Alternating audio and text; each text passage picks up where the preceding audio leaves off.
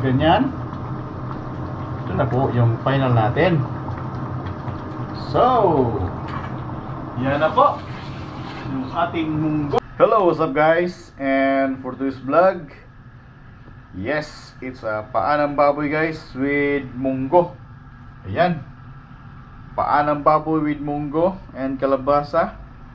So may alugbati pa tayo. Alright, so tara guys, samahan niyo akong magluto ng paa ng baboy with munggo. Let's go!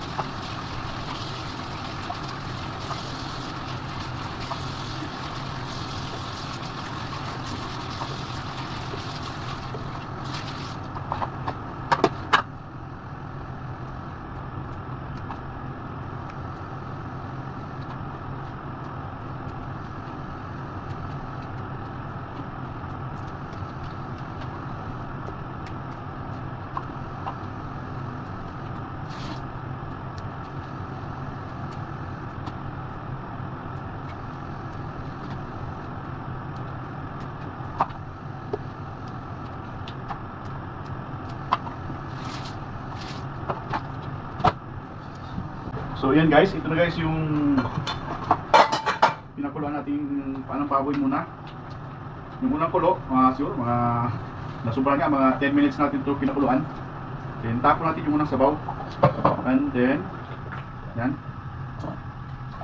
tapon natin yan, yung unang sabaw. Yung kasi yung may lansa eh.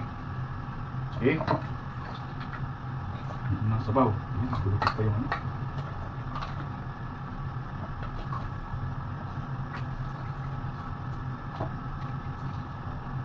Dumikit ito ibang ano.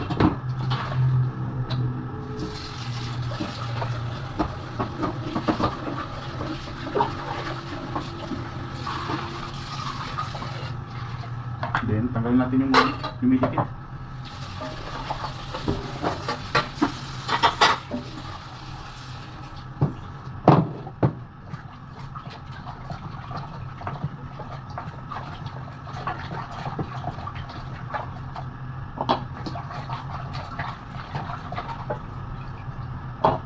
Na. Yan.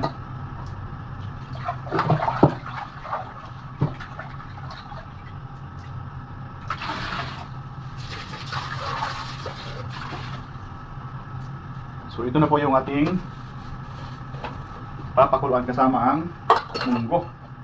So yan. And then ihalo natin yung munggo natin. Right. Ayun. Tapos yung pangsasabor natin ito, yung mga tubig natin. Okay. So yan, ito yung final natin na pagpakulo. Alright. Yan. Ito yung palambutin natin yung munggo at saka paa ng baboy. Then maglagay na tayo dyan ng tanglad. Alright. Mga kunting luya lang. Mag-isa pa matay ng mga luya. And then maglagay din tayo ng dahon ng laurel. Yan, para mabango na yan. Okay. So, update na tayo mamaya. Pag malambot na ito, saka tayo magluto. So, yan. Malambot na yung munggo. Saka yung pork natin, you know. Pwede na to. So, lipat na natin. So, umpisa natin magluluto. Let's go. Ito guys, umpisa natin magluluto. So, papaitan ng kawali. And then, yan. Mainit natin yung kawali natin. Gaya ito ng mantika. Ito yung mantika guys. Mantika ito ng baboy. So, ano natin, yung pinakupsan natin na taba-taba. Yan.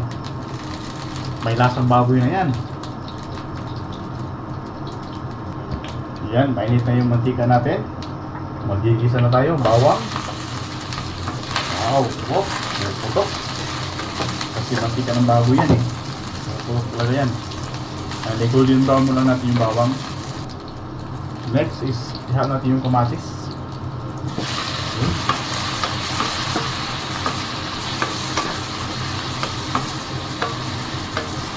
Then sibuyas at luya. Yan.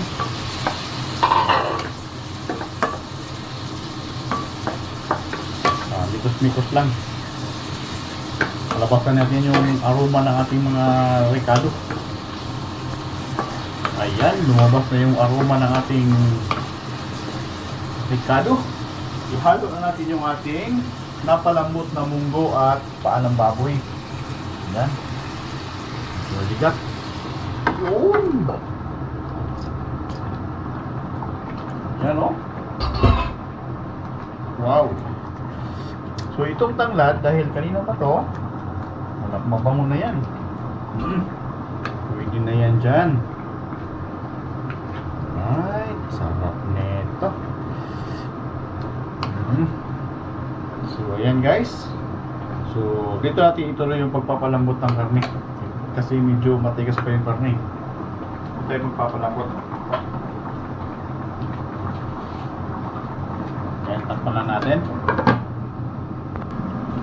At this point guys, maglagay tayo ng pork cubes, paminta,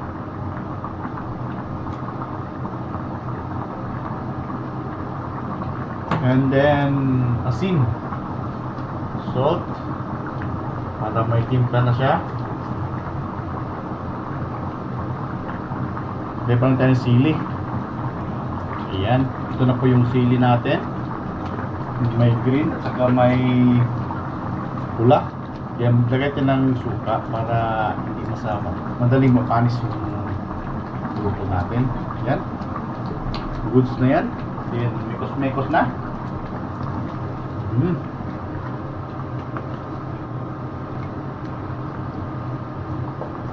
Ayan. Ayan, mga 10 minutes siguro ng pagpalambot ng karne. Alam natin yung mga gulay. Right?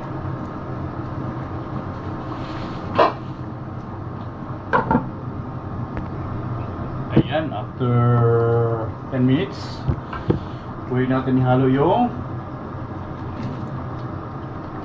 kalabasa. Ayan, oh. Perfect na yan. Sarap ng munggo natin, guys. Overload na naman to. So, ayan. Napakalapot ng sabaw. Ayan. Gulay-gulay na. So, halo natin yung alugbati. Alugbati.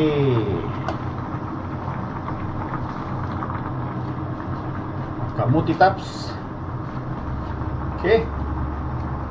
Hindi naman ang gulay.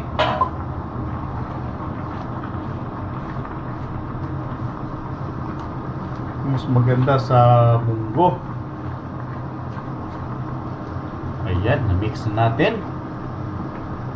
Alright. Sarap nito. And then, malunggay. Basta malunggay na, alam na natin yan. For final na yan. Yun.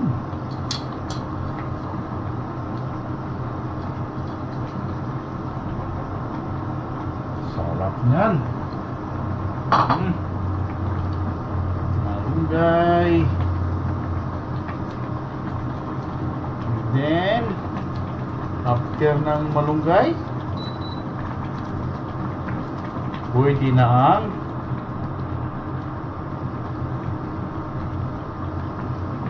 yun, sarap. Pwede na ang spring onion. Wow.